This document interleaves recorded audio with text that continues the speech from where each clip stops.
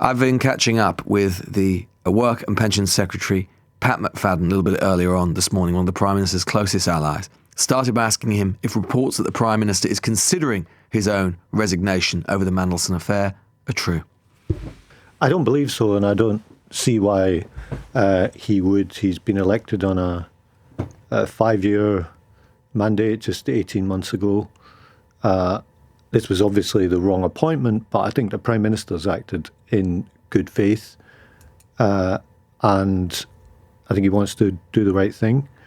I also think it's bad for the country to be changing Prime Minister every 18 months, every 2 years, as though that's the answer to our problems. I think the country needs continuity in its leadership, and it needs somebody to stay in post for a while to actually do the job for a period of years. Some of your colleagues say it's not just about continuity. They say that he is now incapable of regaining his authority. He couldn't even despite his massive majority in Parliament, he couldn't get his way in the Commons this week.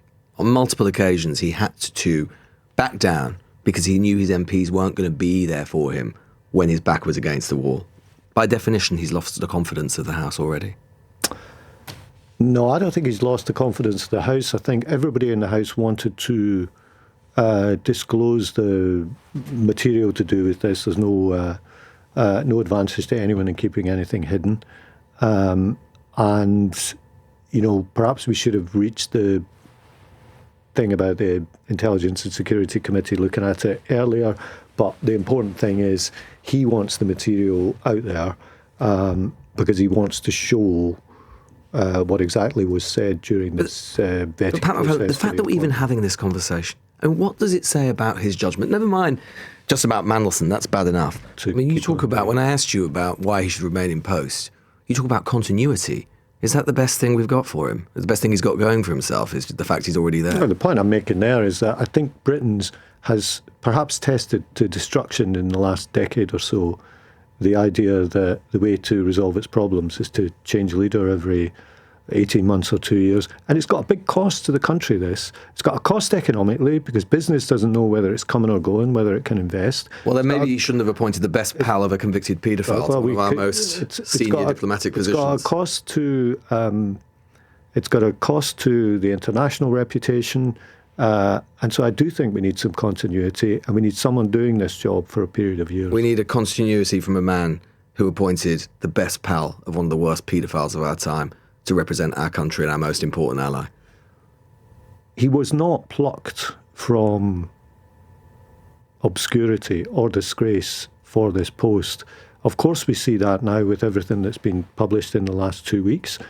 But when I looked, and I did at the media... He had resigned twice before. He had resigned. A bit of a checkered and past. you get, yes, that is true. And with any judgment like this, you could look at his previous resignations, and you could say, you know, is this guy going to blow himself up? Well, he did blow himself up. But I think it's important for your listeners to understand, why would you make such an appointment? What was it about Peter Mandelson that made Tony Blair appoint him twice to the cabinet, Gordon Brown to bring him back from Brussels, and Keir Starmer? Well, let's talk about that. The Prime Minister said he was unaware of the depth of the relationship with Jeffrey Epstein. Did he ask anyone? Well, I think these vetting documents will show what was asked and what wasn't. He was not plucked from either obscurity or disgrace. If you read in a Cabinet Office report that someone was staying at Jeffrey Epstein's house who at that time was in prison for paedophilia, would that not be a bit of a red flag for you? Yeah, and I'm sure he was asked about what this relationship was, and let us see what was said in the documents that are going to be published. And I'm sure the Prime Minister... But the PM said he was unaware of the depth of the relationship. You understand, Pat McFadden, when people hear that and they can understand for sure, look, he couldn't possibly have known how lurid the relationship was, as the emails have shown. He couldn't possibly have known the extent of his communications with Epstein while he was business secretary and you were serving under him in the business department, and the potential of basically selling secrets potentially to Epstein in effect. He couldn't have known any of that. But in black and white, he did know that he stayed at Epstein's house while he was in prison for paedophilia. Now, a lot of people listening to this might think that therefore punctures the argument that he was unaware of the depth of the relationship. And I'm sure he was asked about that. And I don't know the full back and forth of that exchange. And you mentioned my time serving with Peter Mandelson in the Department of Business. It's true, I did. And, we were all hands to the pumps then during the financial crisis, banks collapsing, business collapsing. I'd never heard of Jeffrey Epstein at the time. I had no idea that at the time, my boss at the time was live downloading a series of commentaries about what we were going through to somebody in America who I didn't know existed. What was your reaction to that when you discovered it, given you had been a minister at the time? Shocked, because I remember what that time was like. It's a high-pressure time. As I say, we had businesses collapsing. We had businesses knocking on the door of the department every day saying, we need a bailout, we need a loan, we need a grant, we need something, or else thousands of people are going to lose their jobs. And, the government, could stop this. And you can't say yes to everything. And the idea that this was, as I say, being downloaded externally, even after all these years. Do you agree with Gordon Brown that he betrayed his country in doing that? I think it was a betrayal. And I understand Gordon's anger, because he took the decision to bring Peter Mandelson back from Brussels, probably for some of the same reasons as Keir Starmer took the decision to appoint him as ambassador. And Gordon will feel a sense of betrayal, of anger, of, regret that he did that. Last night, the Times reported that Mandelson is receiving a 5-figure payoff of potentially up to $55,000 from the Foreign Office after he was sacked as US ambassador. Foreign Office is saying that it's reviewing that. What does that mean?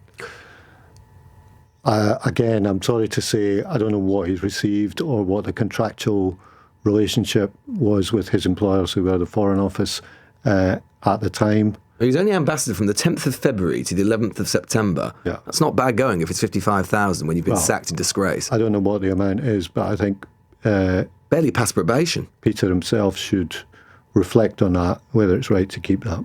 You think he should return the money? I think he probably should, yeah.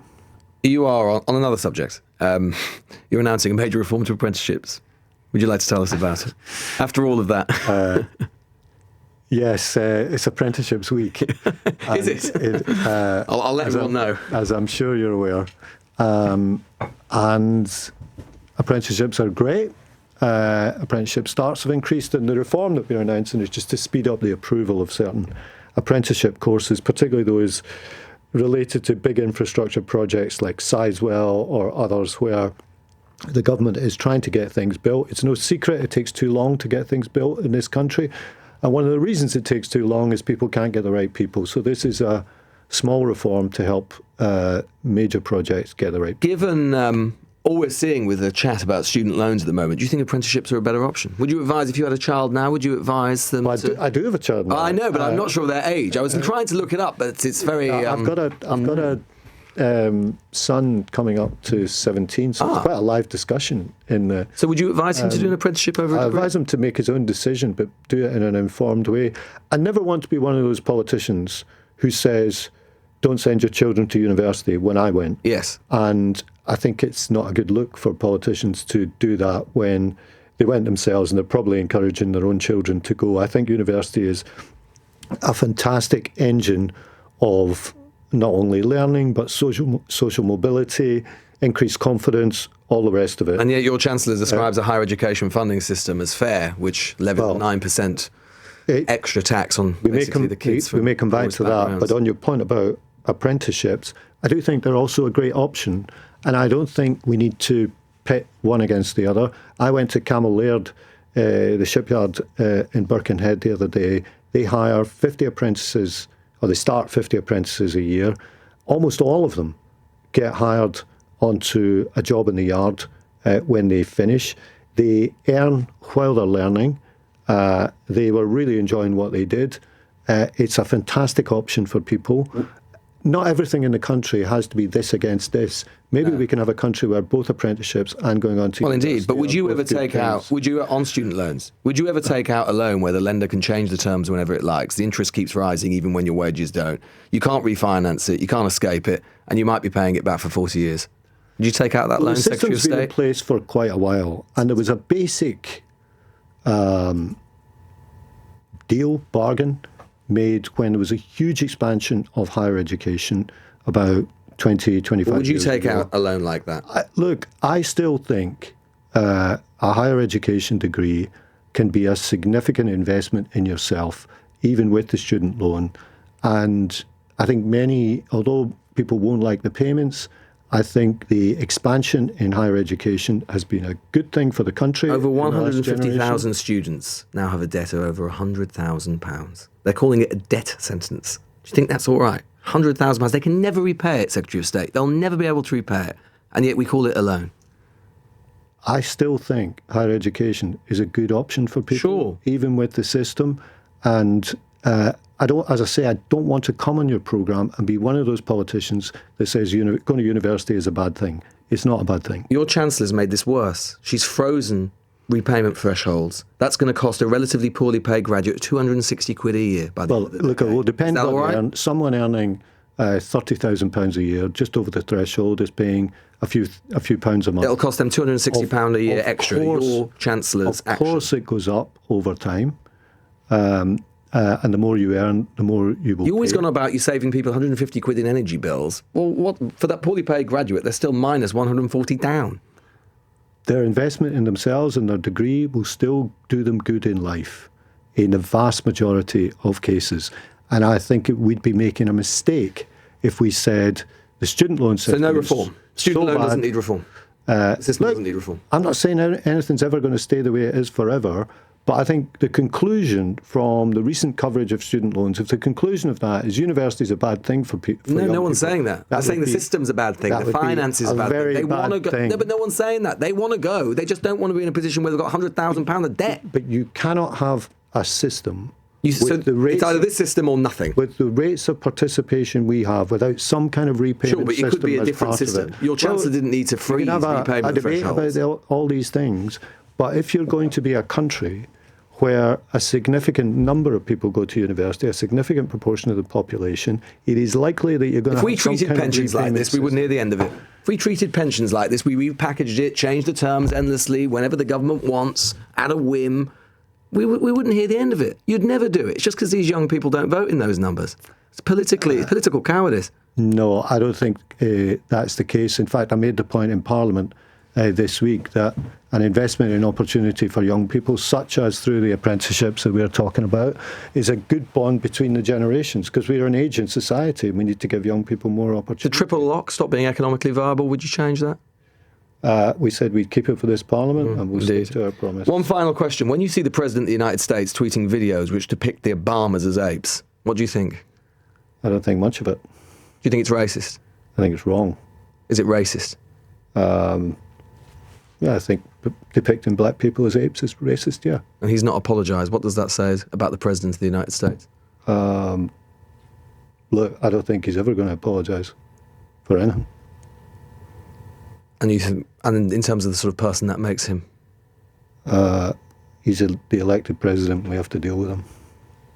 They've elected a racist. They've elected their own choice.